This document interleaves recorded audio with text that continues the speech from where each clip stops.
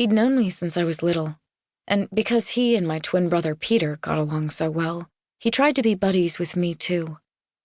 Dad always said it was important to start making connections now for when Peter and I ran the funeral home. But I didn't enjoy the small talk that required. So instead of engaging, I walked right past him, pretending I was about to start cleanup. Thankfully, he got the message and exited through the glass chapel doors. Now, all that remained in the chapel was a teenage girl and a dead body. Sounded more like the start of a horror movie. I drew the curtains on the glass doors, twisted the lock, and turned to face the coffin. It loomed in front of me, thick and glossy. I pocketed one of the pamphlets and set the others down on one of the benches, keeping my eyes locked on the casket. The dais was 3 steps up, and Betty's casket rested on a wooden bier, so I could only see the tip of her nose from down here. When I took those steps, I was able to stand above the coffin. It was our most basic casket, made of veneer with a white cotton lining. We suggested this one to those on a tighter budget. Whenever a client requested the cheapest option, Mom would hand them the green pamphlet from the coffee table. The red pamphlet was our deluxe package for those privileged enough to be buried in bronze and velvet. I ran my hands along the fabric, feeling the fibers beneath my fingers. My hands lingered close to Betty's arm, which was clothed in a navy blue suit.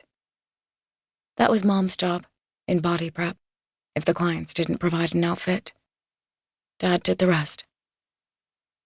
Betty was as white as the lining, and I felt cold standing near her.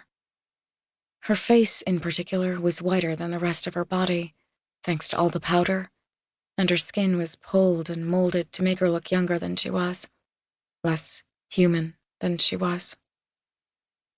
She looked as if she was made of wax instead of skin, due to the embalming fluid that had replaced the blood inside her cheeks. Those cheeks were coated with a thick layer of makeup, and the sockets of her eyes stuffed with molds to keep shape. Staring at her sent a feeling of familiarity coursing through my veins that stiffened me like the embalming fluid. Dad dressed up the bodies to appear presentable to attendees at an open casket funeral. I never understood in what world this mannequin-like visage was presentable to any audience. If you looked at the picture printed out on the memorial pamphlets or the easel, you'd barely be able to tell they were the same woman. No one could see the incisions in her legs or arms, or neck, used to drain her blood. I continued to run my hands along the cotton, back and forth. I was nervous. I knew I was stalling. I did this every time. I couldn't take my eyes off her face. She looked so much like someone I could have known. There weren't any neurons firing in her brain anymore. None of what lay before me could possibly be Betty, but I tried to picture what she would have looked like without molded eyes or plastered cheeks. I couldn't reconcile the body's plastic face with her gentle features in the photo. Thinking about Betty alive, but seeing her dead, triggered my breaths to start shaking with my hands, and I gripped the side of the coffin more tightly, like it was the only thing keeping me upright. Sometimes, I could swallow away the anxiety and just do it. Other times it felt like this, like it was going to win, like it controlled my breathing instead of me. But I wanted to do this. Maybe I needed to do this.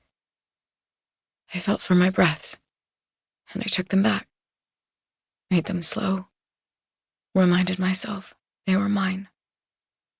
And with a deep exhale, I removed my hands from the coffin, my fingers leaving prints pressed into the lining. I reached toward what was once Elizabeth Ann Cooper's cheek, and my finger met her skin. In an instant, wearing that same navy blue pantsuit, but looking far more lifelike, Betty stood next to me. Her head moved around the room, her back arched, and she blinked as if to wake herself up from a dream. "Hi, Betty," I said, leaning down.